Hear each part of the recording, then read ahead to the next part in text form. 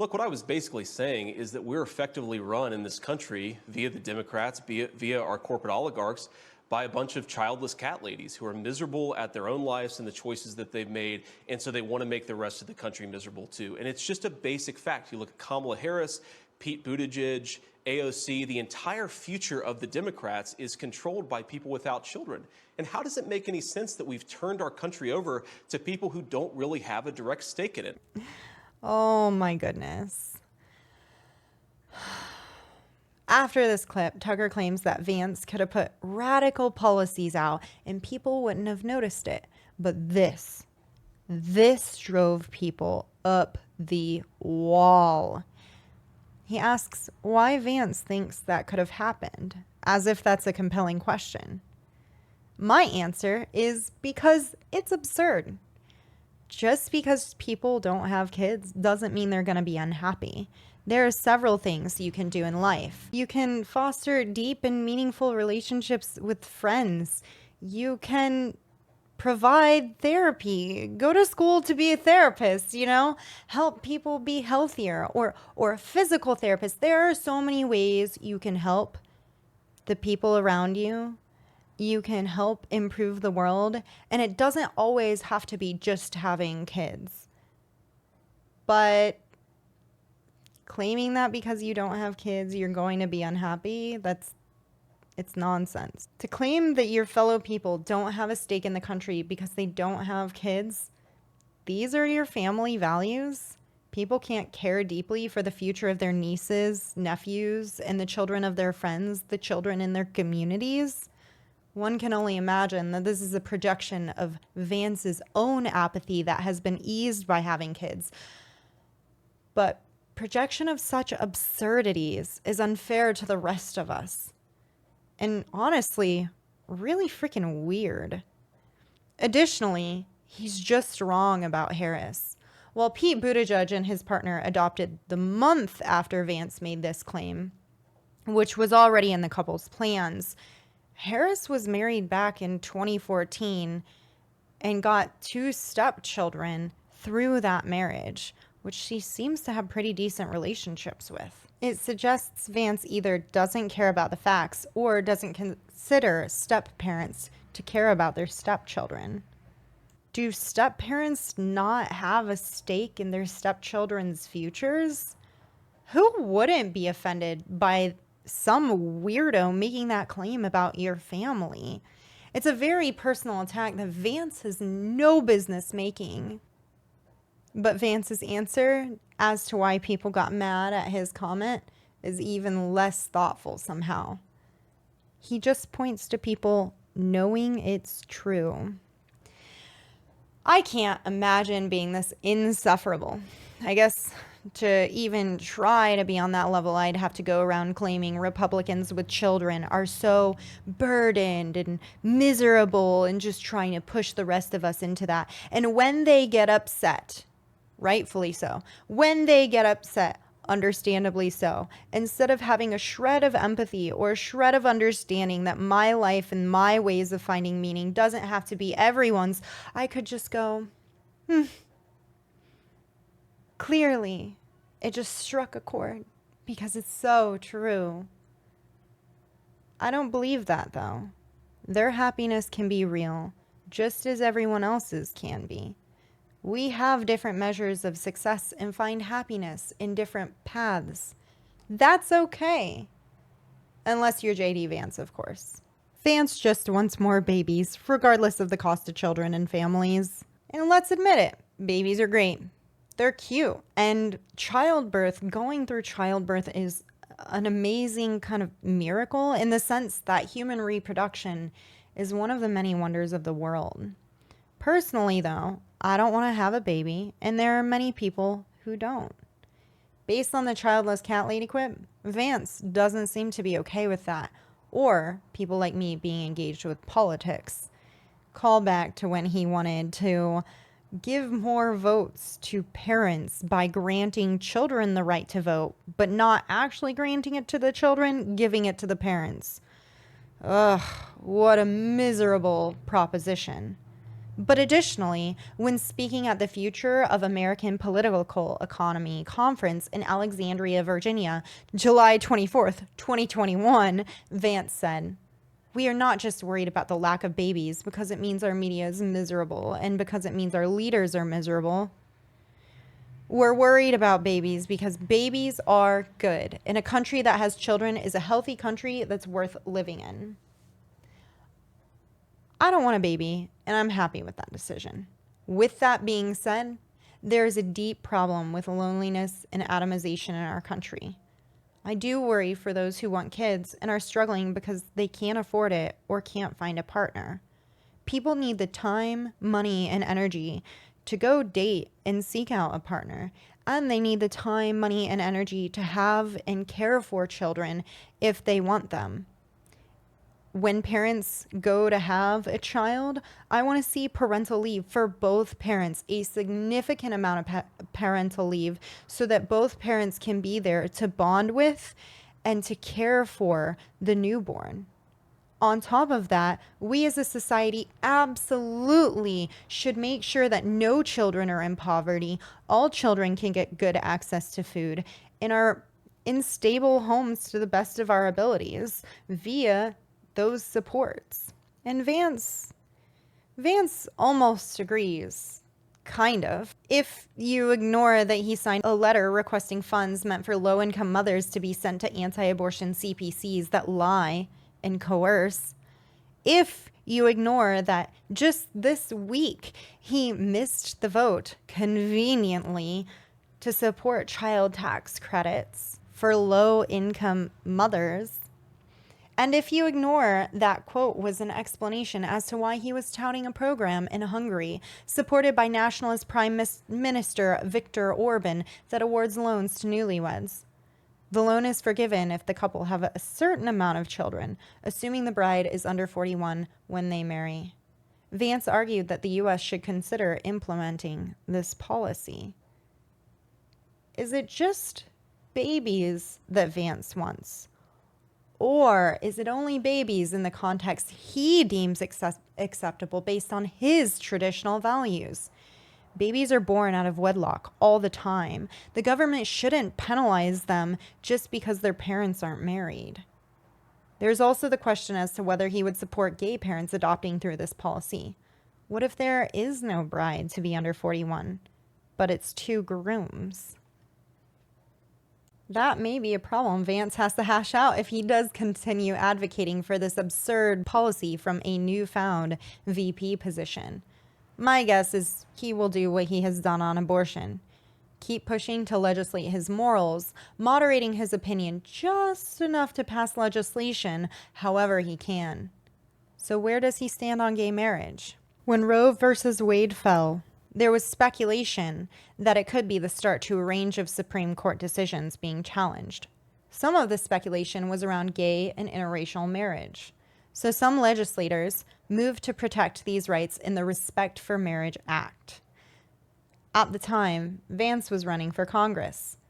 When asked, he said he did not support this federal legislation to codify protections for same-sex and interracial marriage. He called it a bizarre distraction from other issues. The quote, "You have sky-high inflation crisis, you have a huge recessionary problem, and we're arguing about rights that have been granted by the Supreme Court," he said. "It seems like a bizarre distraction for a country that actually has much, much deeper and more serious crises." So he's happy to have states battle it out on abortion if it suits his agenda. But once gay people are concerned that their rights might be up on the chopping block, he suddenly has no energy for it. He can't walk and chew gum at the same time. Interesting choice. Did Vance just fall out of a coconut tree? Because the context around him clearly showed that rights granted by the Supreme Court just fell in his state, rushed to codify protections in their constitution while dealing with one of the most extreme abortion trigger laws in the country. It was chaos. People don't want that chaos. Gay rights are even newer than abortion rights. He also argued that the proposal didn't balance the rights of churches and nonprofits that live out their values with marriage equality. And that, I think, is where you get your answer. Vance, a new Catholic, was worried that codifying gay marriage wouldn't be good for religious people's rights. This is one of the great tricks that I think the sexual revolution pulled on the American populace, which is this idea that, like, well, okay, these marriages were fundamentally, they were maybe even violent, but certainly they were unhappy, and so getting rid of them and making it easier for people to shift spouses like they change their underwear, that's going to make people happier in the long term.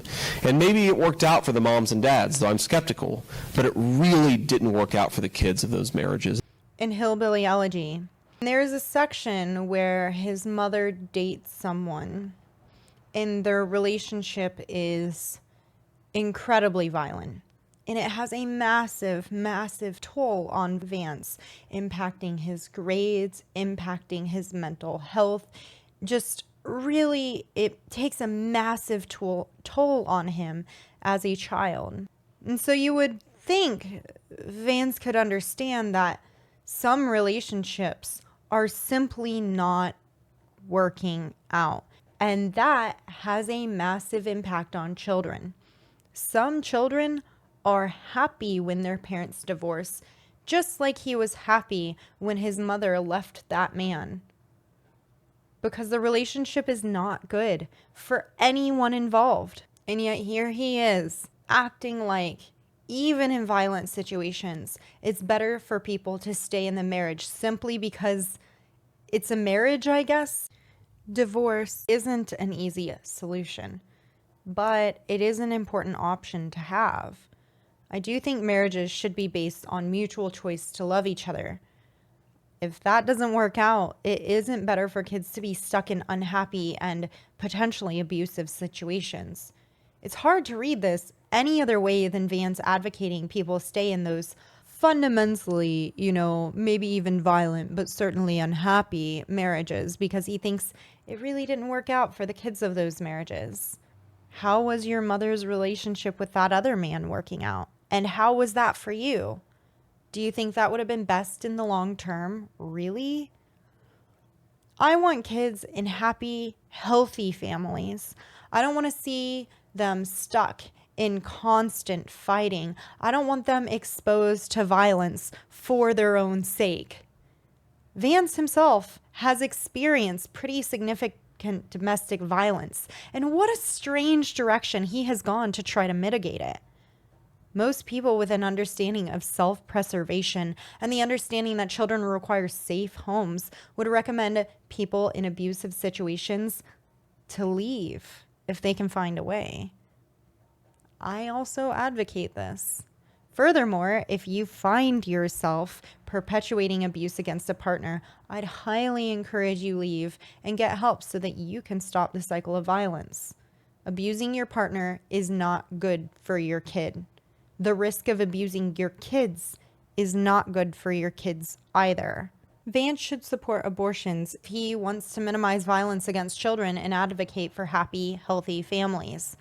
The Turnaway study followed 1,000 people seeking abortions to compare what happened if they were able to receive one versus what happened when they were turned away from the abortion they were seeking. Here's some quick key points from this study that may be helpful to consider. The people denied abortion were more likely to stay in contact with a violent partner and were more likely to raise the resulting child alone without family or partner support. Some people misunderstand the more likely to stay in contact with a violent partner as being made to go through the pregnancy, keeping people in those relationships, which if they're married and you're like Vance, you might support just because it's a marriage, I suppose.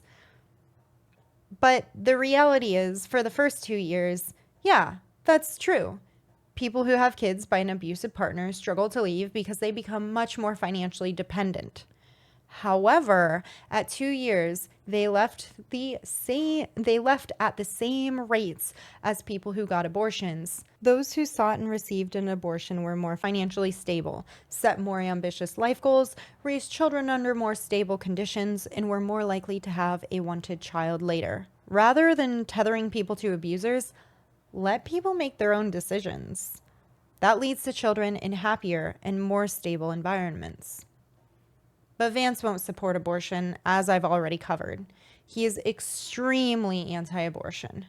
While he plays political games to moderate the wildly unpopular position he holds that even Trump criticized before pulling him on, his personal position is that abortion is a moral problem that has a morally distorting effect on society. To explain this, he compared it to slavery. He has said that when it comes to rape and incest exceptions for abortions, two wrongs don't make a right. If these positions sounds like he's mixing his own moralizing with legislation, that's because he is.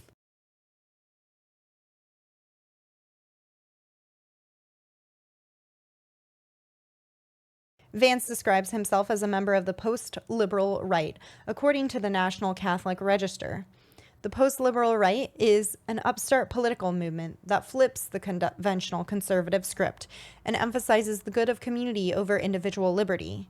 The controversial approach, which is both inspired by and contested within the Catholic Church, includes harnessing state power to secure its aims, another break from the standard operating procedure of the American right. If this sounds like a religious state to you, you're correct. Vance is a Catholic that wants marriage between one man and one woman, everlasting, for the children, even if there's violence in the marriage, and wants to make abortion very illegal. Vance wants to solve society's ills by pressing people into straight marriages explicitly to have children, forcing them to carry unwanted pregnancies without regard for their circumstances, and doesn't support gay marriage, let alone trans people, which we didn't get time to talk about. And they want to do that using the state as a tool. This position is controversial even within the Catholic Church. 3 Catholics spoke out about this, but it's in the Wall Street Journal, and as interested as I am, I'm not paying for it. So here's the quote we get.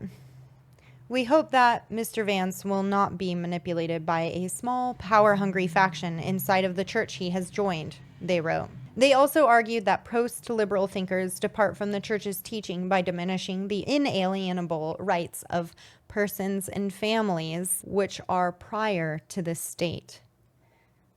Vance's ideology uses the state to trample on individual rights to carry out his own religious beliefs.